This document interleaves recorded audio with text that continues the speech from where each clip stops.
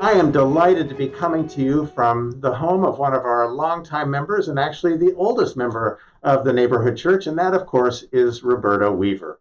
Ruberta has been so kind and gracious to invite us into her home to have a conversation, and it's especially meaningful because Ruberta has agreed to be the honorary chair of this year's Stewardship Committee. So thank you, Ruberta. It's good to be here, and it's great that we can just have a conversation right now. So I'm going to ask you a few questions and just let you share with the congregation a bit about yourself and about the church. So why don't you begin by telling us when you were born and what it was like to be a little girl over 100 years ago?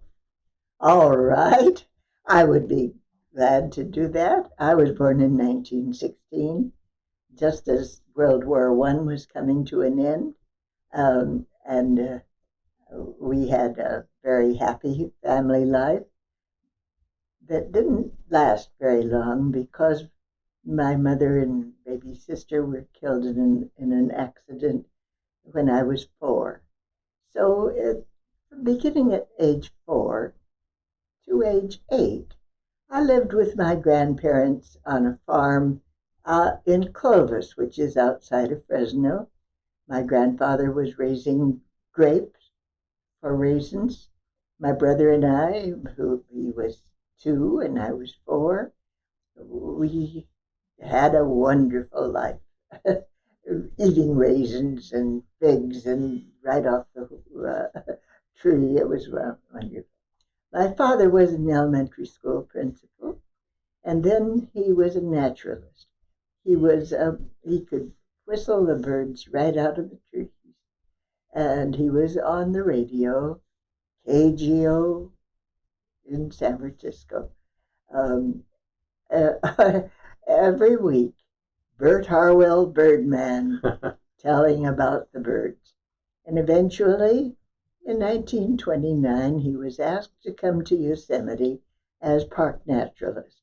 Well, this brought us back into Yosemite life. My brother and I had been back in Berkeley from the time that I was 8.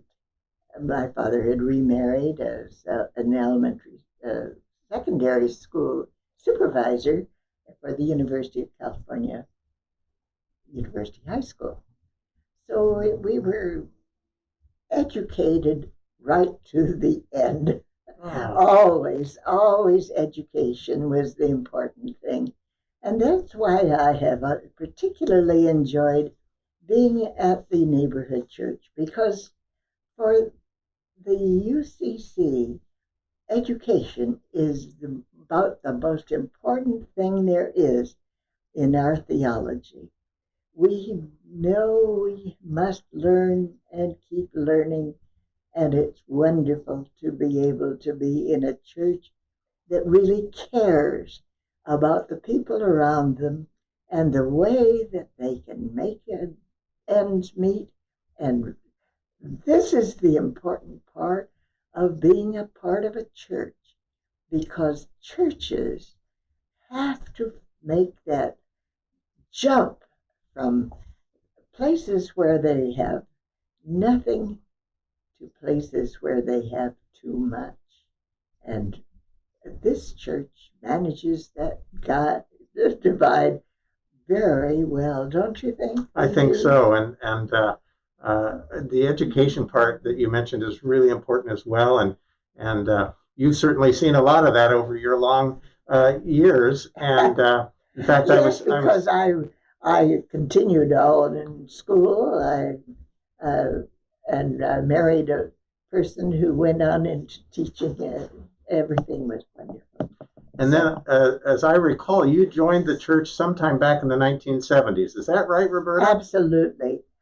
My husband retired as president of the University of Wisconsin in 1977, and the USC invited him out to teach a year, and by Christmas they asked him to stay.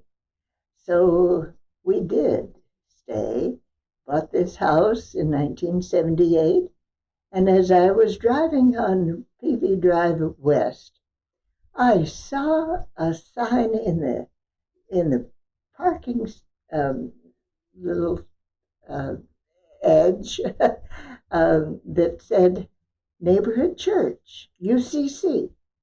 Well, we'd always been a part of the UCC, but I had no idea there was a UCC church out here.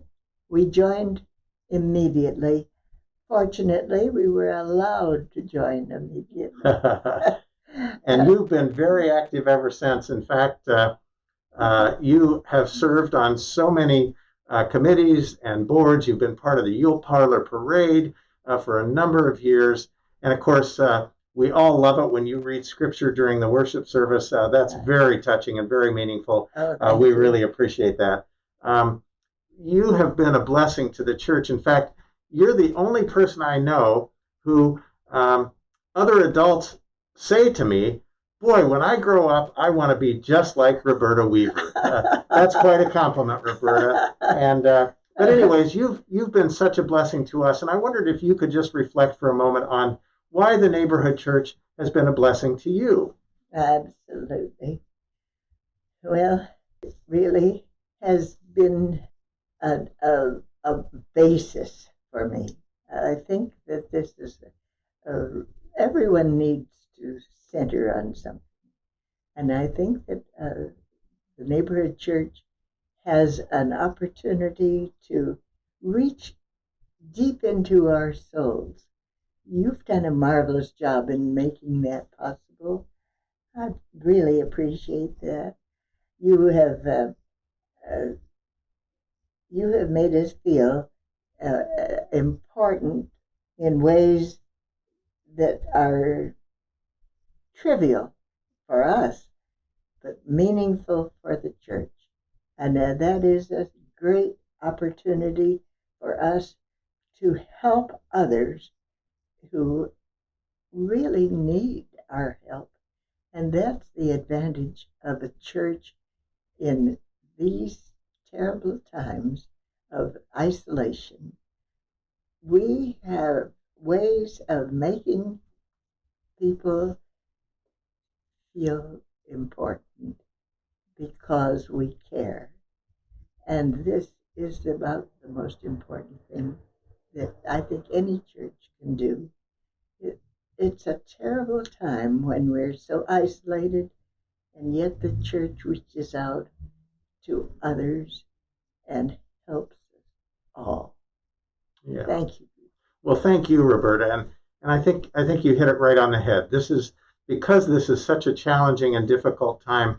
It's all the more important for us to share our gifts and our time with each other, to reach out to each other. And I know you reach out to other people in the congregation. In fact, I know you have daily phone calls with other people in the congregation just to stay in touch. And that's the way we are the church, when we stay connected to each other, when we stay connected to our faith, and we stay connected to God.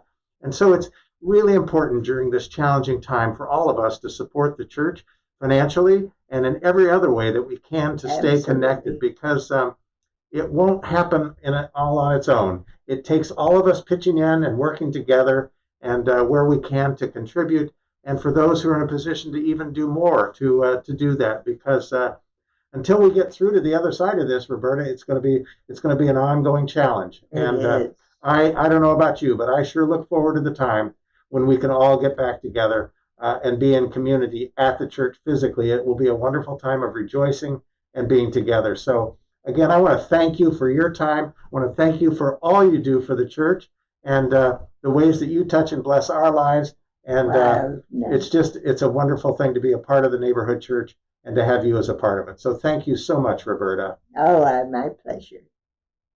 Thank you.